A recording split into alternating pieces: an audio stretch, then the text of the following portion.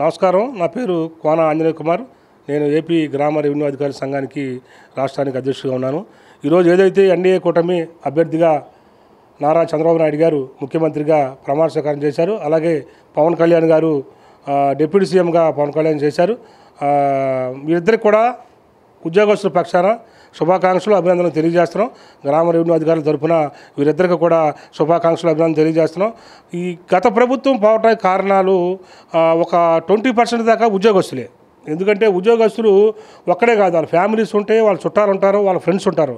వీరందరూ కూడా ముఖ్యమంత్రి గారు ఏం చెప్పడం జరిగింది గత ప్రభుత్వంలో, ఇది ఎమ్మెల్యేలు మంత్రులు చేసిన తప్పిదం కాదు, ఇది కేవలం ముఖ్యమంత్రి గారు చేసిన తప్పిదమే ఇది.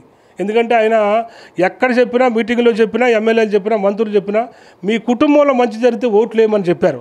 ఎక్కడా కూడా కుటుంబాల్లో మంచి జరగలేదు కాబట్టి ఓట్లు వేయాలి. మంచి జరిగితే ఓట్లు ఎందుకు వేయరు? ఇంత ఘోరంగా ఎందుకు పడిపోద్ది? 11 సీట్లకు ఎందుకు పడిపోద్ది? ప్రభుత్వాలు పడిపోద్ది. ఎవరికి మంచి జరగలేదు కాబట్టి ఓట్లేశారు. మంచి జరగడం అంటే ఏంటి? ముందు నీ ఇంట్లో, నీ కుటుంబంలో మంచి జరగల, మీ చెల్లి ఆంటీ, తల్లి ఆంటీ, ఇంకా చుట్టాలి ఆంటీ అక్కడ జరగపోగా, తర్వాత నీ దగ్గర పనిచేసే ఎంప్లాయీస్ జరిగిందని న్యాయం, అది జరగలేదు. ఏం జరగలేదు? 2 పిఆర్సీలు ఎక్కడన్నా పోతాయా? 2 పిఆర్సీలు ఎగ్గొడితే ఎందుకు ఊరుకుంటారు? ఎవరు ఊరుకోరు. ఎంప్లాయీస్ అంటే టీచర్లు అయితే పిల్లల పాఠాలు చెప్పారు. ఇదే తప్పిదాలంటే. ఏ ప్రభుత్వాలు కూడా తప్పిదాలు చేయకూడదు. మీ ఇంట్లో మంచి జరిగితే ఓట్లేమని చెప్పావు, మంచి ఎవరికి జరగలేదు, ప్రజలకి జరగలేదు, ఉద్యోగస్తులకు జరగలేదు.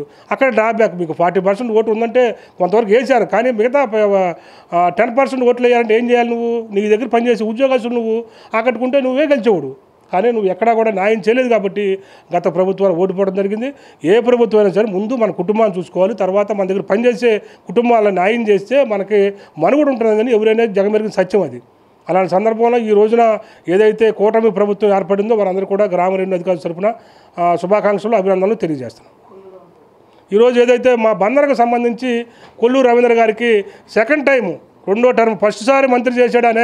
అనేక శాఖలకి, ఎక్సైజ్ శాఖ కానీ, లేకపోతే న్యాయ శాఖ కానీ, లేకపోతే బీసీ సంక్షేమం అనేక శాఖలకి మంత్రి చేయడం జరిగింది. ఈరోజు కూడా ఆయనకి ఫస్ట్ ట్రిప్లోనే ఆయనకి మంత్రి అవ్వడం జరిగింది. అలాంటి వ్యక్తి, మంచి వ్యక్తికి ఈరోజు 2వసారి మళ్ళా మంత్రిగా ప్రమాణ స్వీకారం చేయటం, అలాగే ఈ రాష్ట్రానికి సంబంధించి కూడా ఆయన 4 అంటే ఫస్ట్ చంద్రబాబు నాయుడు గారు చేశారు, తర్వాత పవన్ కళ్యాణ్ గారు చేశారు, తర్వాత కింజారపు అచ్చెన్నాయుడు గారు పార్టీ ప్రెసిడెంట్ ఆయన చేశారు, తర్వాత లోకేష్ బాబు గారు చేశారు, తర్వాత వ్యక్తి కొల్లూరు రవీంద్ర గారు. అంటే మాకు తెలిసి బందర్ ప్రజలు ఆకాంక్షించేదంటే ఆయన మంచి పోర్ట్ఫోలియో రావాలని, ఆ భగవంతుడు ఆయన పట్ల ఉండి మంచి పోర్ట్ఫోలియో ఇచ్చి చంద్రబాబు నాయుడు గారు ఆయన్ని ఆశీస్సులు అందించాలని చెప్పి ఏపీ గ్రామ అధికారుల తరపున ఆయన ముఖ్యంగా అభినందనలు, శుభాకాంక్షలు తెలియజేస్తున్నాను.